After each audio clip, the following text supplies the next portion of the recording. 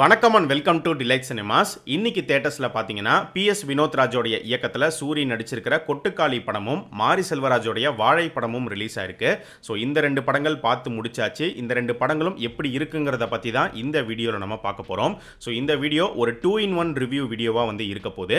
நம்ம சேனலுக்கு நீங்கள் புதுசாக இருந்தீங்கன்னா சேனலை சப்ஸ்கிரைப் பண்ணி சப்போர்ட் பண்ணுங்கள். இப்போ வாங்க வீடியோக்குள்ளே போகலாம். ஃபர்ஸ்ட் வந்து கொட்டுக்காளி படத்தை பற்றி பார்த்துடலாம். கொட்டுக்காளி படத்தோடைய கதை என்ன அப்படின்னு பார்க்கும்போது, இந்த படத்தோடைய ஹீரோவான சூரி, அவருடைய கேரக்டர் நேம் வந்து பாண்டி. அவருடைய முறை பொண்ணா தான் ஆனாபென் இந்த படத்தில் நடிச்சிருக்காங்க. அவங்க பேர் வந்து மீனா. ஸோ ஒரு நாள் காலையில் பார்த்தீங்கன்னா இவங்க குடும்பம் எல்லாருமே கிளம்பி ஒரு இடத்துக்கு போகிறாங்க. எங்கே போகிறாங்க அப்படின்னு பார்க்கும்போது ஒரு சாமியாரை பார்க்கறதுக்காக போகிறாங்க. அதுக்கான காரணமாக அவங்க என்ன சொல்கிறாங்க அப்படின்னா, எங்கள் வீட்டு பொண்ணுக்கு வந்து பேய் பிடிச்சிருக்கு, அதாவது ஆனாபென்னுக்கு பேய் பிடிச்சிருக்கு, பேயை ஓட்டுறதுக்காக சாமியார்கிட்ட கூட்டிகிட்டு போகிறோம் அப்படிங்கிற மாதிரி சொல்கிறாங்க. ட்ரெய்லர் கட்லேயே பார்த்துருப்பீங்க அப்படின்னு நினைக்கிறேன். ஸோ இந்த படமே வந்து பார்த்தீங்கன்னா ஒரு ட்ராவல் ஃபிலிம். படம் ஃபுல்லாகவே வந்து பயணம் தான். ஸோ இவங்களுடைய இந்த ட்ராவலில் இவங்களுக்கு நடந்த சம்பவங்கள் என்ன, உண்மையிலேயே ஆனாபென்னுக்கு வந்து பேய் பிடிச்சிருக்கா, இல்லை அதுக்கு பின்னாடி வேறு ஏதாச்சும் கதை இருக்கா, அண்ட் சாமியாரை பார்க்க போனதுக்கப்புறமா அந்த இடத்துல என்ன நடந்தது அப்படிங்கிறதான் இந்த கொட்டுக்காளி படத்தோடைய மொத்த கதையுமே. இந்த படத்தோடைய பெரிய ப்ளஸ்ஸே வந்து மேக்கிங்னா, கதை அப்படின்னு எடுத்துக்கிட்டிங்கன்னா ரொம்ப ரொம்ப சிம்பிளான ஒரு சப்ப கதை. ஆனால் அதை இவங்க ப்ரெசென்ட் பண்ண விதம் ரொம்பவே நல்லா பண்ணியிருக்காங்க. ஒவ்வொரு டேரக்டர்கிட்டையுமே ஒவ்வொரு மேக்கிங் ஸ்டைல் இருக்கும். அதே மாதிரி இது வந்து PS வினோத் ராஜ் அவருடைய style of film making. So அவருடைய ஃபஸ்ட்டு ஃபிலிம் கூழாங்கல் படம் நீங்கள் பார்த்துருந்தீங்கன்னா அந்த படம் என்ன ஸ்டைல் என்ன பேட்டர்னில் இருக்குமோ அதே பேட்டர்ன் அதே ஸ்டைலில் தான் இந்த கொட்டுக்காளி படத்தையுமே வந்து அவர் எடுத்திருக்காரு. ஸோ அந்த படம் உங்களுக்கு பிடிக்கும் அப்படின்னா அப்போ கண்டிப்பாக இந்த கொட்டுக்காளி படமும் வந்து உங்களுக்கு பிடிக்கும். ஆக்டிங் வைஸ் பார்த்தீங்கன்னா இந்த படத்தில் யாரையுமே நீங்கள் குறையே சொல்ல முடியாது. எல்லாருமே சூப்பரான ஒரு பெர்ஃபார்மன்ஸ் வந்து கொடுத்துருக்காங்க. அது சூர்யா இருக்கட்டும், ஆனாபென்னா இருக்கட்டும், இவங்க ரெண்டு பேரை தாண்டி மீதி நடித்த எல்லாருமே நல்ல ஒரு பெர்ஃபார்மன்ஸ் வந்து கொடுத்துருக்காங்க.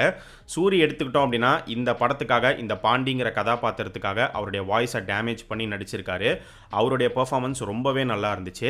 இந்த படத்தில் எங்கேயுமே அவர் வந்து நம்ம கண்ணுக்கு சூர்யா தெரியல, பாண்டியா தான் வந்து தெரிஞ்சார். அதே மாதிரி ஆனாபென் அவங்க ப்ளே பண்ணியிருக்கிற மீனா கேரக்டர் எடுத்துக்கிட்டோம் அப்படின்னா அந்த கேரக்டருக்கு டயலாகே வந்து கிடையாது. ஒரே ஒரு டயலாக் தான் வரும். இன்னொரு இடத்துல வந்து பாட்டை ஹம் பண்ணுற மாதிரி இருக்கும். மற்றபடி ஃபுல் அண்ட் ஃபுல் பார்த்தீங்கன்னா அவங்க கல் மாதிரி உக்காந்துட்டே தான் வருவாங்க.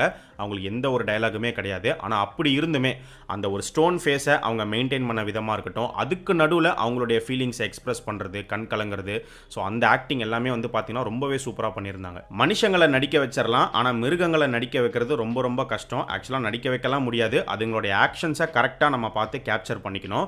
ஸோ அதிலுமே இந்த கொட்டுக்காளி டீம் வந்து ஜெயிச்சிருக்காங்க. ஸோ இந்த படத்தில் பார்த்தீங்கன்னா சேவலை யூஸ் பண்ண விதம், சேவலுமே ஒரு முக்கியமான ஒரு பார்ட்டாக தான் அந்த படத்தில் இருக்கும். ஒரு மெட்டஃபராக யூஸ் பண்ணியிருப்பாங்க. ஸோ அந்த சேவலை யூஸ் பண்ண விதமாக இருக்கட்டும், அதுக்கப்புறமா ஒரு கட்டத்தில் பார்த்தீங்கன்னா ரோட்டில் வந்து ஒரு காளமாடு வந்து நிற்கும், அந்த காளமாட்டை யூஸ் பண்ண விதமாக இருக்கட்டும், இதெல்லாமே ரொம்பவே நல்லா இருந்துச்சு. அடுத்து பார்த்தீங்கன்னா இந்த படத்தில் ஹியூமர் வந்து நல்லாவே ஒர்க் அவுட் ஆயிருந்துச்சு. ஸோ இவங்களுடைய ட்ராவலில் நடுவில் நிறைய சம்பவங்கள் நடக்கும். அங்கங்கே வந்து ஹியூமர் பிளேஸ் பண்ணியிருக்காங்க. அதை பிளேஸ் பண்ண விதம், பிளேஸ் பண்ண இடம் எல்லாமே சூப்பராகவே அமைஞ்சிருந்தது. அண்ட் அடுத்து பார்த்தீங்கன்னா ஒரு ஃபைட்டு ஒன்று இருக்கும். ட்ரெய்லர்லேயே வந்து பார்த்துருப்பீங்க அப்படின்னு நினைக்கிறேன். அந்த ஃபைட்டுமே வந்து செம்ம ரியலிஸ்டிக்காக வந்து எடுத்திருந்தாங்க. அதில் டூப்பெல்லாம் வந்து கிடையாது. உண்மையிலே எல்லாருமே பயங்கரமாக அடி வாங்கியிருக்காங்க. ஸோ அந்த சீனே வந்து பார்த்தீங்கன்னா செம்மையாக இருந்துச்சு. டெக்னிக்கலாக பார்த்தீங்கன்னா படத்தோடைய சினிமோட்டோகிராஃபி நல்லா இருந்துச்சு. சவுண்ட் எஃபெக்ட்ஸ் வந்து நல்லா பண்ணியிருக்காங்க. இந்த படத்தோடைய ஒரு டிஃப்ரெண்ட்டான அட்டெம்ப்ட் என்ன அப்படின்னு பார்த்தீங்கன்னா, இந்த படத்தில் மியூசிக்கே கிடையாது, பேக்ரவுண்ட் ஸ்கோரும் கிடையாது, சாங்ஸும் கிடையாது, மியூசிக் டைரக்டரே இந்த படத்துக்கு வந்து கிடையாது. ஸோ டிஃப்ரெண்ட்டான ஒரு அட்டெம்ப்ட், அதுலேயுமே ஜெயிச்சிருக்காங்க அப்படின்னு தான் சொல்லணும். ஏன்னா இந்த படம் பார்க்கும்போது இந்த இடத்துல ஒரு பேக்ரவுண்ட் ஸ்கோர் போட்டிருக்கலாம், இந்த இடத்துல ஒரு சாங் வச்சிருக்கலாம், இந்த இடத்துல இப்படி ஒரு BGM போட்டு இந்த சீனை எலவேட் பண்ணியிருக்கலாம், அப்படிலாம் வந்து நமக்கு எதுவுமே தோணாத அளவுக்கு இவங்க படத்தை வந்து சூப்பராக கிரியேட் பண்ணிட்டாங்க. ஸோ இது எல்லாமே இந்த கொட்டுக்காளி படத்தோடைய ப்ளஸ். அப்போ மைனஸ் என்ன அப்படின்னு பார்த்தீங்கன்னா, என்னை பொறுத்த வரைக்கும் படம் பார்க்கும்போது எனக்கு பெரிய ஒரு நெகட்டிவ் எதுவுமே வந்து தெரியல. சில பேருக்கு இந்த படத்தோடைய கிளைமேக்ஸ் என்ன இப்படி முடிச்சிட்டாங்க அப்படிங்கிற மாதிரி ஒரு ஃபீலும் வந்து கொடுக்கலாம். ஆனால் இவங்க முடிச்ச விதமும் நல்லா தான் இருந்தது. அதுவுமே ஒரு காரணத்தோட தான் வந்து முடிச்சிருக்காங்க. இத்தனை பாசிட்டிவ்ஸ் இந்த படத்தில் இருந்தாலுமே இந்த கொட்டுக்காளி எல்லாருக்கும் பிடிக்குமா அப்படின்னு கேட்டிங்கன்னா அது வந்து ஒரு பெரிய சந்தேகம் தான். ஏன்னா நீங்கள் நினைக்கிற மாதிரியான ஒரு ஸ்க்ரீன் பிளே வந்து இந்த படத்தில் இருக்காது. இந்த படத்தோடைய டோட்டல் டியூரேஷன் வந்து 1 hour 40 minutes. சின்ன படம் தான். ஆனால் படம் பார்க்கும்போது பார்த்தீங்கன்னா அப்படி உங்களுக்கு தெரியாது. ஸ்லோனஸ் அப்படிங்கிறது கண்டிப்பாக இந்த படத்தோடைய ஸ்க்ரீன் பிளேயில் இருக்கும். ஏன்னா அப்படி தான் இவங்க வந்து ஷார்ட்ஸே வந்து கம்போஸ் பண்ணியிருக்காங்க, படத்தையே வந்து கிரியேட் பண்ணியிருக்காங்க. ஃபார் எக்ஸாம்பிள், ஒரு கதாபாத்திரம் வந்து ஒரு இடத்துலேருந்து இன்னொரு இடத்துக்கு நடந்து போகுது அப்படின்னா ஜென்ரலாக பார்த்தீங்கன்னா நடந்து போகிறத ஃபுல்லாலாம் வந்து காட்ட மாட்டாங்க. கட் பண்ணி இப்போ இந்த இடத்துலேருந்து இந்த இடத்துக்கு இந்த கதாபாத்திரம் வந்துருச்சு அப்படிங்கிற மாதிரி காமிச்சு முடிச்சிருவாங்க. ஆனால் இந்த படத்தில் அப்படி கிடையாது. இந்த படத்தில் பார்த்தீங்கன்னா ஃபுல்லாக நடந்து போகிறதையுமே வந்து காட்டுவாங்க. ஸோ அதனாலேயே ஏன் நடந்து போகிறத வந்து காமிச்சிக்கிட்டே இருக்காங்க, எதனால வண்டியில் போகிறத வந்து காமிச்சிக்கிட்டே வந்து இருக்காங்க, ஏன் அடுத்த ஷாட்டுக்கு மூவ் ஆன் ஆகாமல் இந்த ஷாட்டை வந்து அப்படியே ரொம்ப நேரம் காமிச்சிக்கிட்டே இருக்காங்க. ஸோ இந்த மாதிரி நிறைய கேள்விகள் வந்து வரலாம். ஸோ அதனால தான் கூழாங்கல் படம் உங்களுக்கு பிடிச்சிருந்துச்சுன்னா இந்த படமும் உங்களுக்கு பிடிக்கும் அப்படின்னு நான் சொல்லியிருந்தேன்.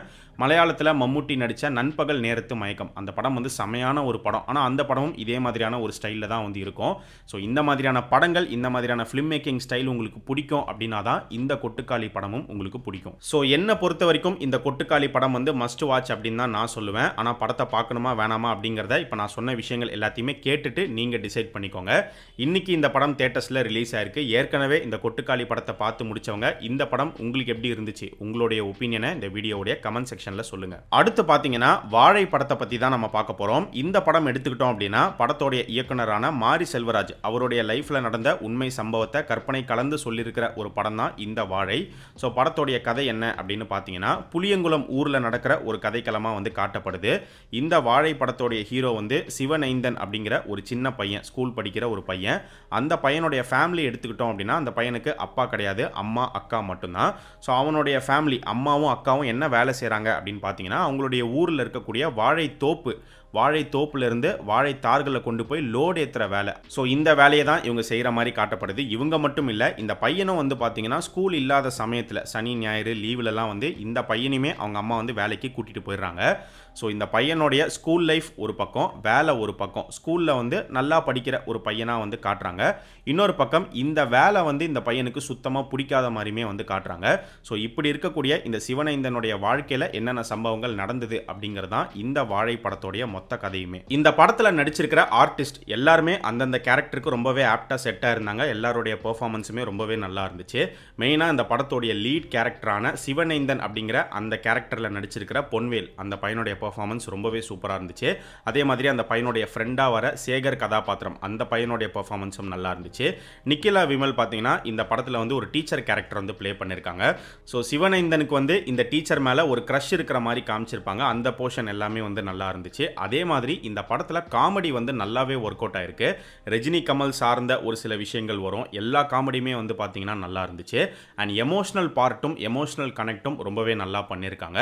இந்த படத்தோடைய ஒரு மிகப்பெரிய ப்ளஸ் வந்து சந்தோஷ் நாராயணன் அவருடைய பேக்ரவுண்ட் ஸ்கோராக இருக்கட்டும், சாங்ஸாக இருக்கட்டும், எல்லாமே வந்து பார்த்தீங்கன்னா ரொம்ப கிறிஸ்பாக செம ஆப்டாக வந்து செட் ஆச்சு. இதுக்கு முன்னாடி கர்ணன்லையுமே வந்து பார்த்தீங்கன்னா சந்தோஷ் நாராயணனுடைய சாங்ஸ் பேக்ரவுண்ட் ஸ்கோர்லாம் பயங்கரமாக ஒர்க் அவுட் ஆயிருக்கும். பரியரும் பெருமாளுக்கும் சந்தோஷ் நாராயணன் தான், அந்த படத்துலையுமே நல்லா தான் இருக்கும். பட் கர்ணனில் செமையாக ஒர்க் அவுட் ஆயிருந்துச்சு. அதே மாதிரி இந்த வாழை படத்துலையுமே சூப்பராக வந்து ஒர்க் அவுட் ஆயிருக்கு.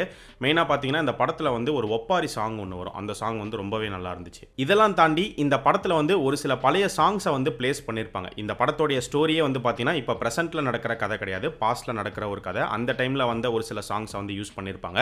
அந்த சாங்ஸை பிளேஸ் பண்ண விதம் வந்து ரொம்பவே நல்லா இருந்துச்சு. இந்த வாழை படம் பார்க்கும்போது இந்த படத்தில் சிவனைந்தனுடைய வாழ்க்கையை காட்டுறாங்க. ஸோ நாம அந்த பையனாக இருந்து அந்த வாழ்க்கையை வாழ்ந்தால் எப்படி இருக்குமோ அந்த ஒரு ஃபீலை வந்து இந்த படம் வந்து கொடுத்துருக்கு.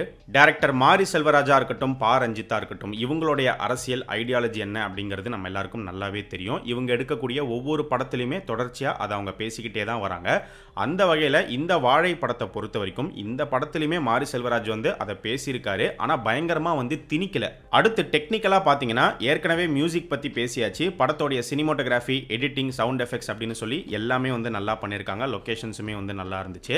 அண்ட் இந்த படத்துக்கான ஸ்க்ரீன் பிளே எடுத்துக்கிட்டோம் அப்படின்னா அது ஃபர்ஸ்ட் ஹாஃபாக இருக்கட்டும், செகண்ட் ஹாஃபாக இருக்கட்டும், ஓவராலாக ஸ்க்ரீன் பிளே வந்து நீட்டான ஒரு ஸ்க்ரீன் பிளே கொடுத்துருக்காங்க. பயங்கர ரேசியாக போகுது அப்படின்னு சொல்ல முடியாது. ஒரு ஸ்லோ அண்ட் ஸ்டெடியாக தான் போகும். அதே சமயம் எந்த இடத்துலையுமே போர் அடிக்காமல் கொண்டு போய் முடிச்சிருக்காங்க. ஸோ மொத்தமாக இந்த வாழை படமும் ஒரு நல்ல படமாக அமைஞ்சிருக்கு. ஒரு மஸ்ட் வாட்ச் ஃபிலிம் தான். ஸோ இன்னும் பார்க்காதவங்க தியேட்டரில் போய் இந்த படத்தை பாருங்கள். ஏற்கனவே பார்த்து முடித்தவங்க இந்த வாழை உங்களுக்கு எப்படி இருந்துச்சு, உங்களுடைய ஒப்பீனியனை இந்த வீடியோவுடைய கமெண்ட் செக்ஷனில் சொல்லுங்கள்.